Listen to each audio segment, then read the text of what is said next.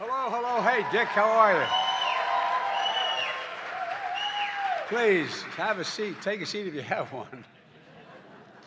I was at a big rally not long ago, last year, and I said, everybody take a seat. And the press said, Biden's so stupid, didn't know they didn't have any chairs.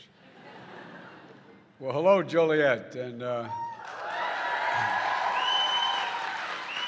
what a Saturday morning crowd. Thank you so very much. And Audrey, thanks for that introduction. You know, there's millions of women and men like Audrey all across America who are struggling and worrying every day about how they take care of themselves and take care of their needs, particularly in the area of health.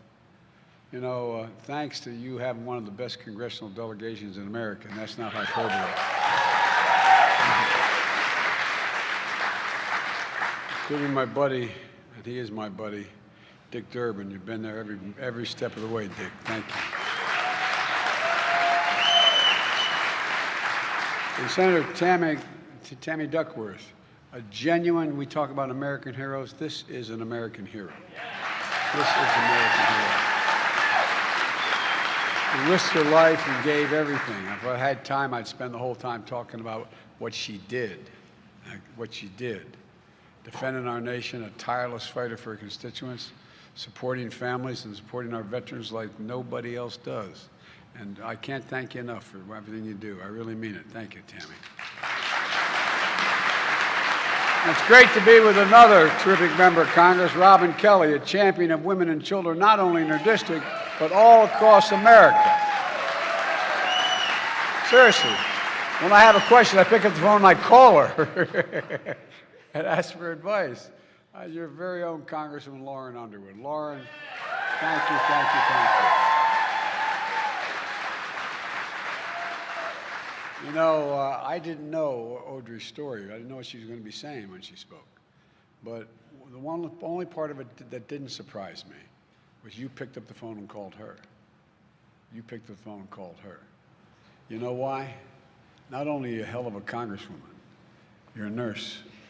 No, I'm serious. There's something special about nurses. Maybe it's because, no. I genuinely mean it. I, like many of you, have been a considerable consumer of health care in my family, losing family members as well as saving family members. And spent a lot of time early on with myself in ICU a long time ago. And, you know, docs allow you to let you live. But, you know, I often say if there are any angels in heaven, they're all nurses, male and female. Doctors let you live, nurses make you want to live. No, I'm not joking, male and female. I remember being in ICU looking at those monitors after a 9-hour operation and thinking to myself, I wasn't hurting, I just was tired. I just wanted to just let it go. I knew the line went flat. All kidding aside, some of you had a similar experience. And my nurse, I'll never forget her name, Pearl Nelson at Walter Reed, come up and whisper in my ear, stroke my face, make me and talk to me. Talk to me. You know, it's just amazing what nurses do. And Lauren is a person you can always count on. She's always there. You know, in just her first 2 terms of office, she got 10 pieces of legislation passed into law. 10 pieces. A lot of my Republican colleagues spend 10 years and don't get 1 piece passed into law. But all kidding aside, you know, lowering health care costs, improving care for women who serve in the armed forces, increasing the number of veterans trained in health care jobs, protecting America's supply of critical prescription drugs and medical devices. And most of those were bipartisan efforts she put together. And by the way, Lauren does her job. It reminds me of what my dad used to say. He used to say, I'm not looking to the government to solve my problems. I just want them to understand my problems. She understands. Part of it is just understanding what your constituents need. When you can help, help, and when you can't, when there's no real answer, tell them the truth, and then work like hell to try to find an answer. Folks, I've come to Illinois to talk about 2 programs that reflect who we are as Americans, that Lauren understands to her core, Social Security and Medicare. Quite frankly, I've been in the Congress a long time. I never thought I'd have to make this speech. Did you, Dick, ever think we'd be in this position? You know, these programs do something so basic and yet so important. You know, that after working hard for decades, people deserve to retire, as my dad used to say, with some dignity. The word he most often used. Everyone's entitled to be treated with dignity. And the idea that a hard-working person would retire and be in real trouble, deprived of their dignity, is just something beyond comprehension to most of us.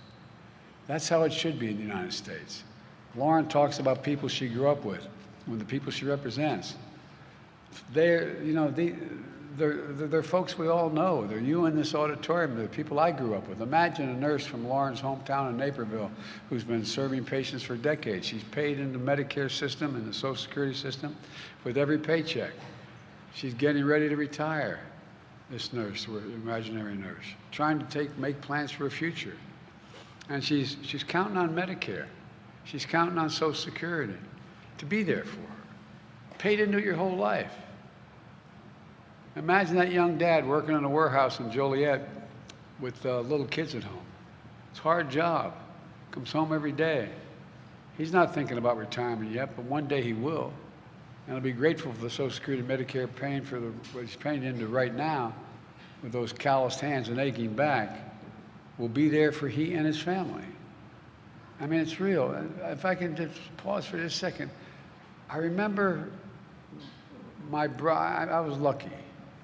When my mom was passing away, my mom moved in after my dad died and moved into my house with me. And it was a great thing because my sister was nearby and my two brothers. And my mom was fiercely independent. And I remember she used to go up to the local drugstore to get her prescriptions. And she wouldn't tell us, but she didn't have enough money to pay for some of those prescriptions. And so to save her pride, I went up and gave him a credit card and said, whatever she has, whatever prescription she has, fill it and say she has enough money, she's paying for it. It's paid for. We didn't want her to know because she would have said no. Pride, dignity, dignity. Imagine a new retiree who recently turned 65. In the past few years, he's been dealing with diabetes, heart disease, even got a pacemaker. Takes several medicines a day, sometimes many as 12. Hassle, a hassle. But without Social Security and Medicare, it'd be impossible for him to afford the care he needs. I mean, literally, you know people. Some of you fit this bill. Most folks don't know their Social Security. Almost half of all seniors, without it, half of all seniors lived in poverty before we had Social Security. Half of the senior population of America. Not enough money to put food on the table until Medicare came along. No health care they could count on. And think about what it does to your sense of security. And again, back to what it does for individuals' dignity. We're proud people, especially those who busted their neck their whole life and paid into the system.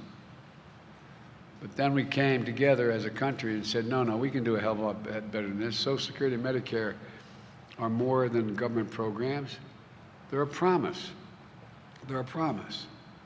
Work hard and contribute, and when time comes to retire, things are going to be a little easier for you. Not guaranteed, but it's a little easier. Social Security and Medicare don't solve it all. But there's a rock, and we've counted on it. It's a rock-solid guarantee, an ironclad commitment. Generations of Americans have counted on it, and it works. If we didn't have Social Security, the poverty rate for those over 65 would be 4 times what it is now. 4 times. I love those signs when I came in. Socialism. Just give me a break. What idiots. Socialism. Whoa.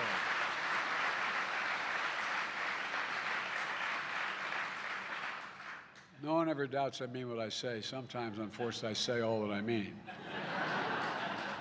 Look, think about in this district alone, more than 100,000 people over the age of 65 in Lawrence district. Some people have means. Others are living day to day on Social Security and Medicare. That's why Lauren and I are going to keep protecting and strengthening these programs. I believe that hard work should be rewarded.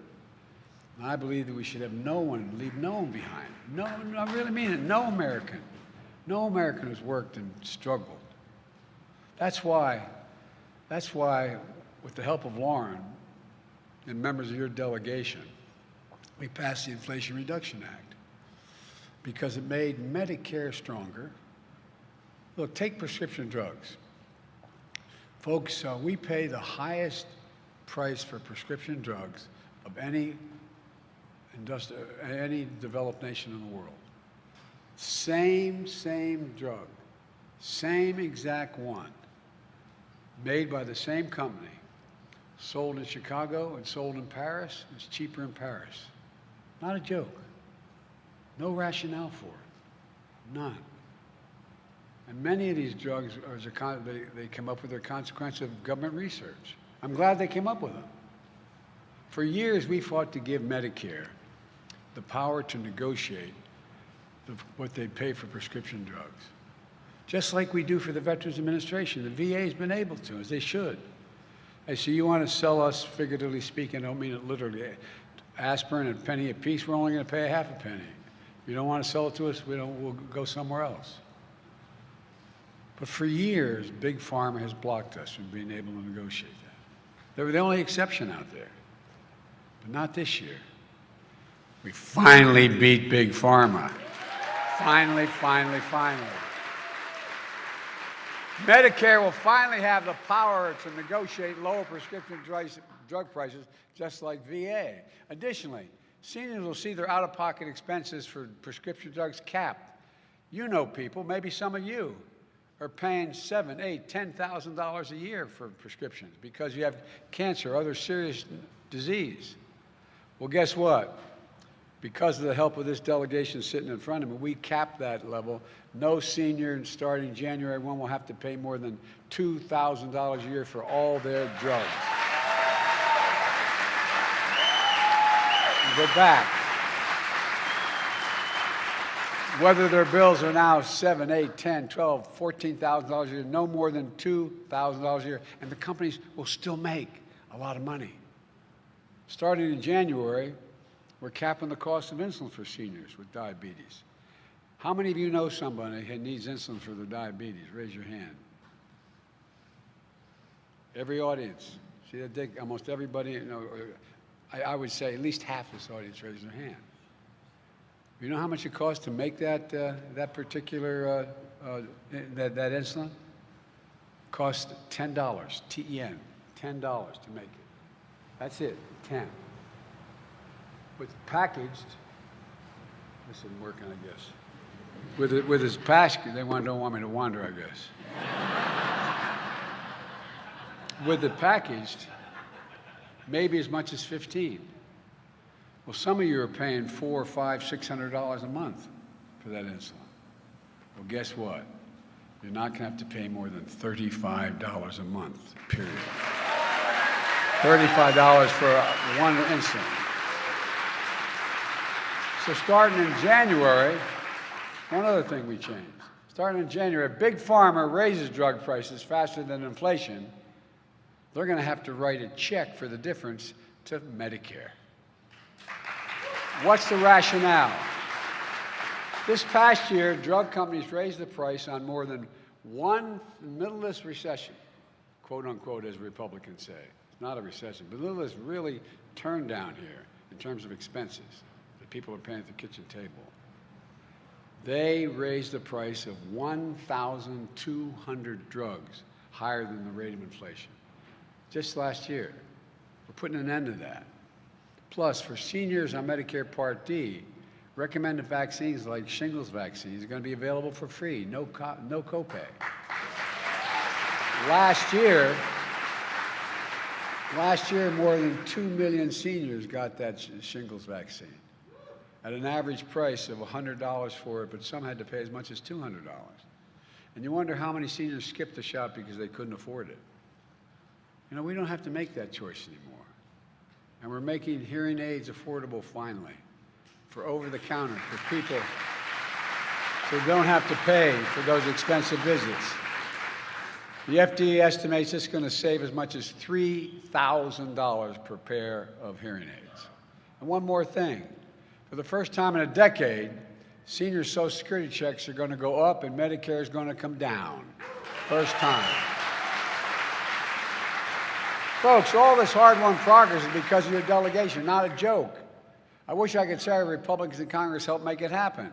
But the truth is, every single solitary Democrat in Congress voted for the Inflation Reduction Act. Every single Republican voted against it. Every single one, not one, supported it.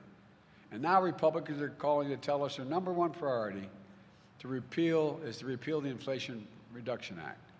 Everything I just talked about, $2,000 cap on prescription drugs, $35 a month cap on insulin, more power for Medicare to lower drug prices, all gone if they succeed. Well, they're not going to succeed, at least for the next two, because I'll veto it. But you know, savings health care premiums, $800 a month for Americans on the Affordable Care Act, which Lauren worked so hard to get done, will be gone. And of course, there's still the repeal of the Affordable Care Act they're trying to do. The Affordable Care Act is the only reason why tens of millions of people have any coverage because of a pre-existing condition. They can't get insurance other than through the Affordable Care Act. And folks, they're also coming for your Social Security and Medicare. Rick Scott, a senator from Florida, is in charge of electing Republicans in the Senate, put out a plan to places Social Security and Medicare on the chopping block every 5 years. Every 5 years.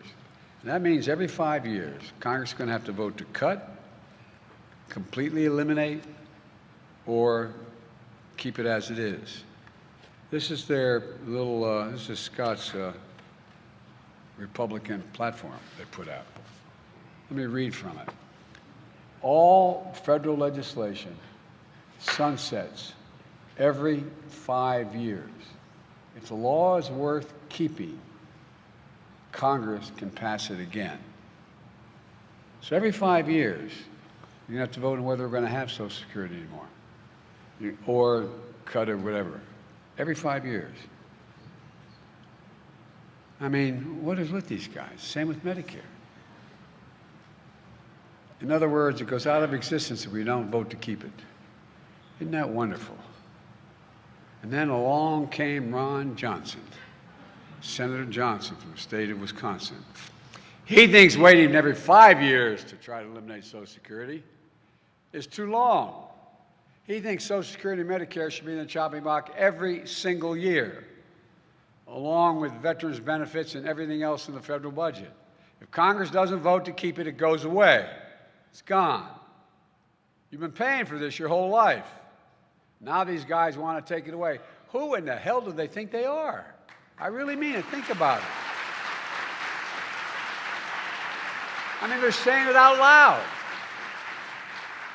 Did you ever hear Dick? Do you think anybody would be saying this?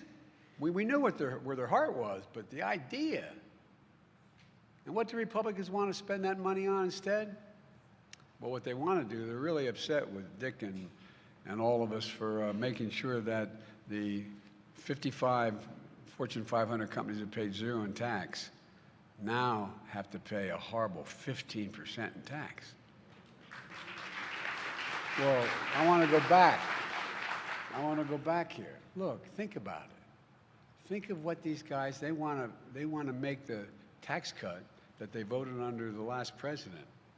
They didn't pay for a penny of it, not a penny of it. They want to make it permanent. They want to continue, they want to slash the number of agents that are out there and at IRS to look at their forms. They allow some of the largest, most profitable companies in America to go back to paying zero. Like I said, that $2 trillion tax cut, which overwhelmingly benefited major corporations and the wealthiest among us.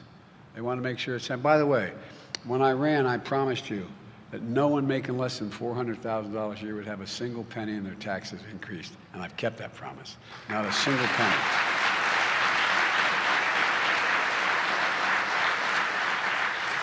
And folks, many of us are focused on inflation right now, but if you want to raise the cost of living on seniors, go ahead and give free rein to drug companies. Imagine what that's going to do if we see these prices continue to go up, skyrocket. It's called inflation, and it affects ordinary people every single day. Go ahead and reduce Social Security or Medicare. Watch what happens to the cost of living for hardworking people in Illinois. That's inflation. My dad used to say that if you take a look, at the end of the month, you have enough money to pay for all your regular bills and have a little breathing room, just a little breathing room, a little left over. Well, these guys don't want there to be any breathing room. Now Republicans in Congress are saying they're not going to cooperate in cutting, unless I agree to cooperate in cutting Social Security and Medicare, or they'll shut down the government. New York Times, front page, top of it says GOP signals plans to shrink Social Security and it goes on. It says congressional Republicans eyeing the midterm elections victory could hand them control of the House and Senate have embraced plans to reduce federal spending on Social Security, Medicare, including cutting benefits for some retirees and raising retirement age for both programs. It goes on. Folks, look, we're not making this stuff up. But the real thing, the idea they threatened a default on the federal debt if we didn't go along with them, nothing would create more chaos or do more damage to the American economy than that. Let me close with this. Over the last year, we faced some of the most difficult challenges in our history.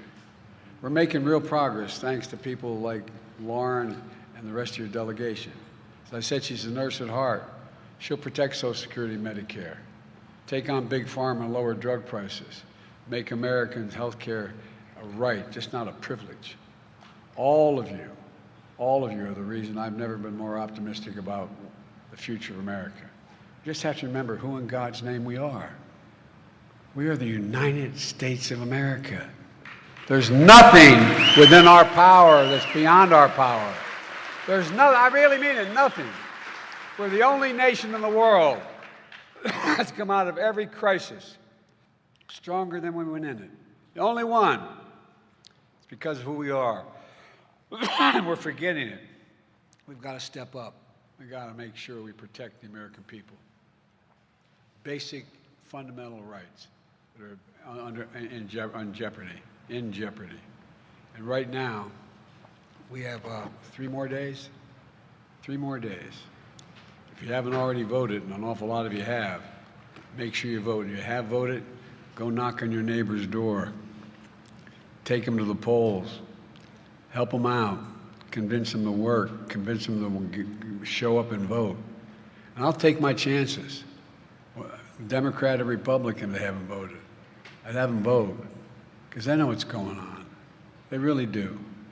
So, folks, it's been a great honor to be able to work with your delegation. I hope to God I'm able to continue to do that for at least the next 2 years, maybe beyond that. But in the meantime, keep the faith. Every time I'd walk out of my Grandpa Finnegan's home up in Scranton, he'd yell, "Joey, keep the faith." And my grandmother would yell, "No, Joey, spread it." Let's go spread the faith. God bless you all, and may God protect our troops. Thank you, thank you, thank you.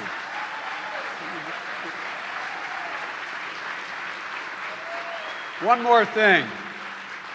The good news for you is I have to be in Philadelphia with Barack to campaign for some folks. And if I don't leave now, they tell me I'm going to be late. And Fetterman's a big boy. He's a big, I don't want to be late for him. But all kidding aside, you've been spared the idea. What I like doing best is working the rope line, saying hi to all of you. I apologize I can't do that today. But I'm like a poor relative. Invite me back, I'll show up. Thank you.